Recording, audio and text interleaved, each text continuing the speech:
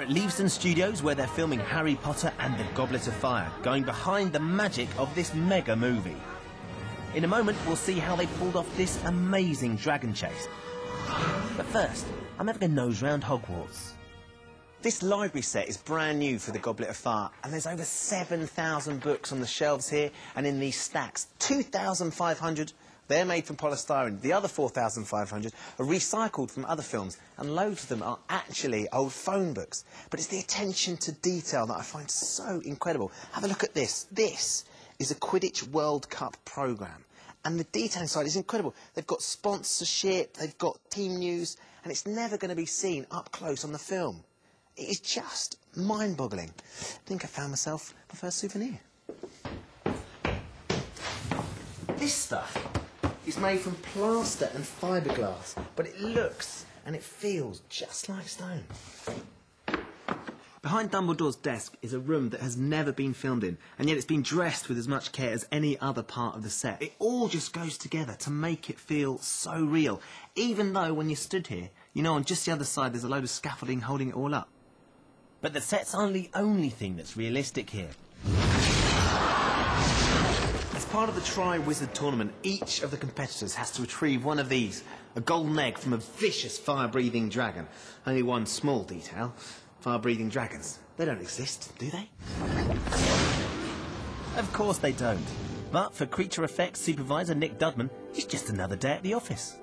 This is a hard fiberglass version, like this. This is made so that we can scan it, and the visual effects house producing the CG, or digital dragon, will have this to work from as its datum, so that this is the object that locks the colour, the sculpt, the shape, the tone, the translucency, everything. So this actual dragon head doesn't itself appear in the film. It's merely the object from which all the computer information is taken. What I try to bring to it is the physics of actually how to make these things move, because it's one thing when we get artwork which is beautiful in its own right, but it's another thing to actually create the moving images that you ultimately see up on the screen.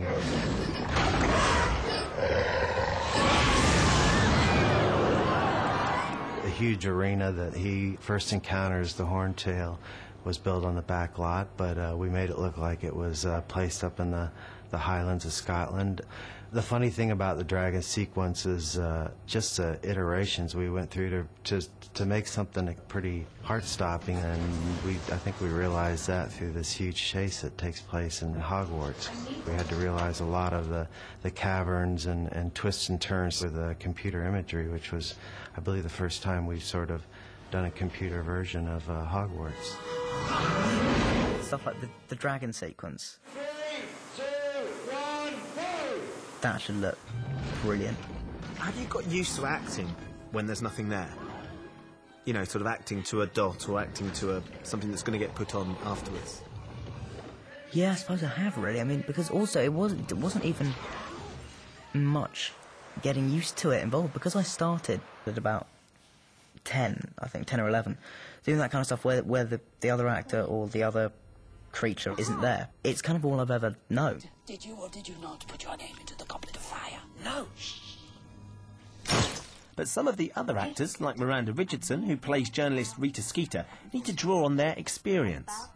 I mean, it's what we trained for God's sake. Just ignore the quill. Of course, you're no ordinary boy of 12, are you? 14. Story's legend. Do you think it was the trauma of your past that made you so keen to enter such a dangerous tournament? No, I didn't enter. Of course you didn't.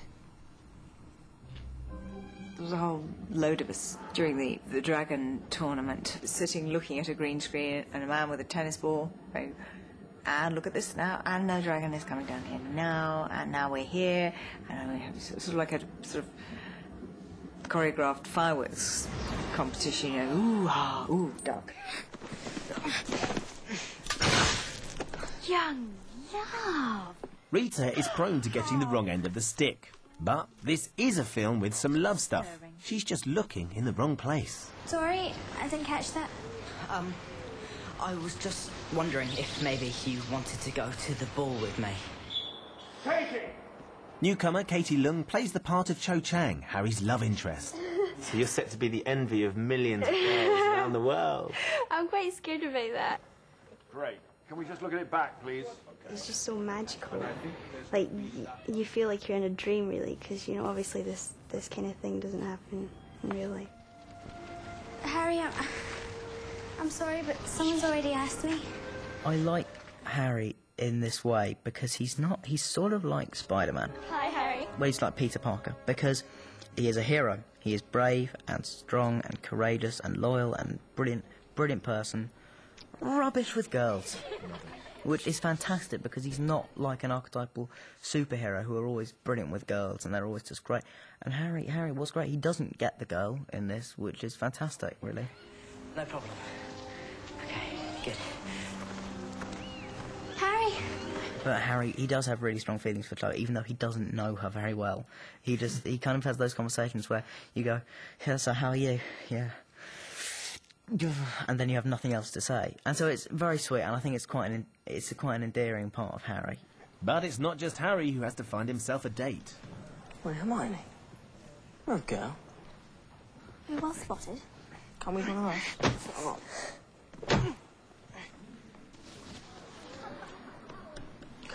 It's one thing for a bloke to show up alone. For a girl, it's just sad. I won't be going alone because, believe it or not, someone's asked me. And the reason for all this hormone-fueled activity is the Yule Ball. And I said yes. I would have to say my favourite scene would be the Yule Ball, which was just so much fun. The Yule Ball is first and foremost a dance. A dance which provided a minor challenge for designer Stuart Craig, who was required to transform the Great Hall into a winter wonderland. We have seen the Great Hall at Hogwarts so often now, and this had to be special. Lots of these things are driven just by practicalities, really. What can you physically do that would really open everybody's eyes? We found a fabric. I think that was the first thing. We found a fabric which is like lurex, a silver lurex, but was highly reflective, really, really mirror-like in its reflection. And so we decided that we would cover every inch of the Great Hall with this highly reflective silver fabric, which we did. And God knows how long it took them, but I walked in, it was just unbelievable. Unbelievable. Then, of course, it becomes a nightmare to light because you get reflections everywhere. But they must have spent weeks and weeks doing it. In fact, it took 90 people over 4 weeks to complete. Just really quite totally magical, you know. But it wasn't a magical evening for everyone.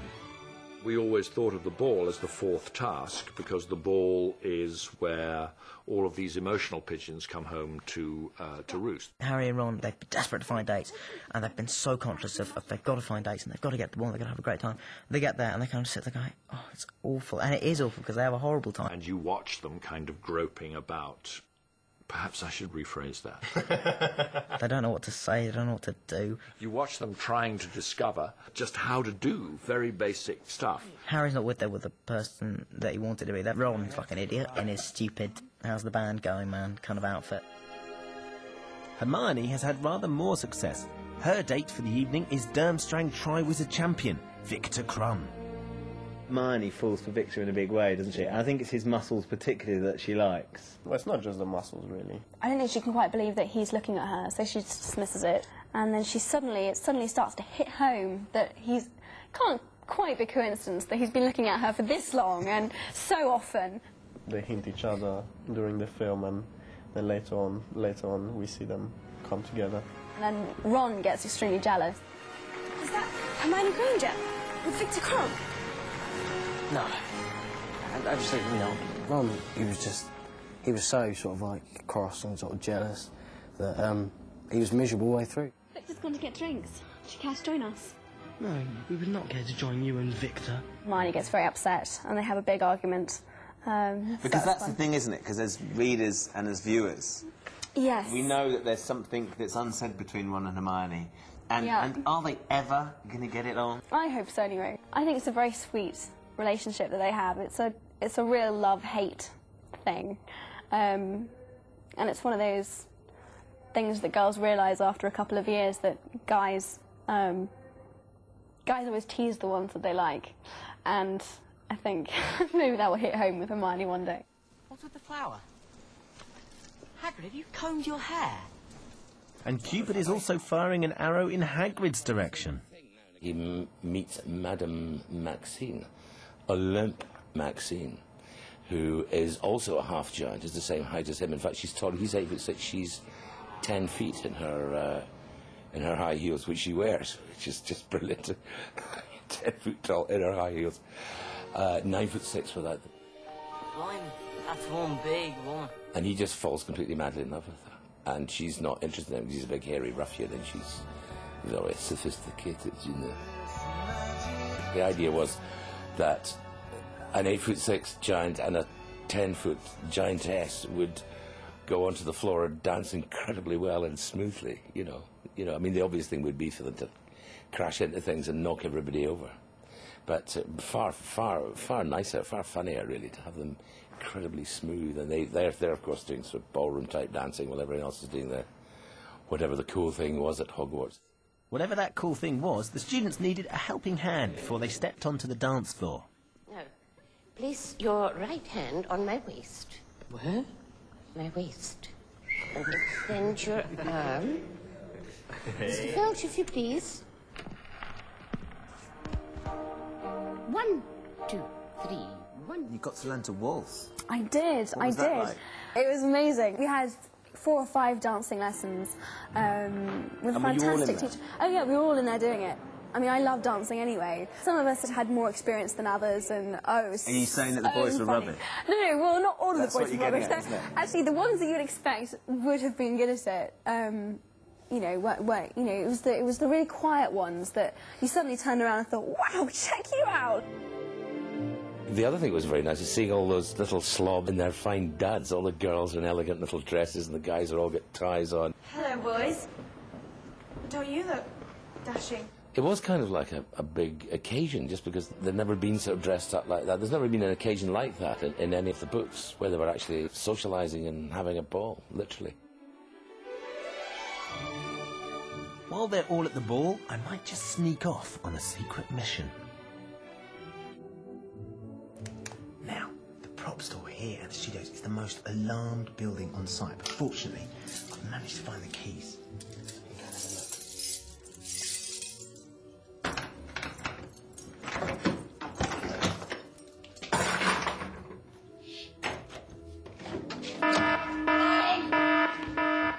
You can find everything magical and mystical in here. Broomsticks, rats, magic potions.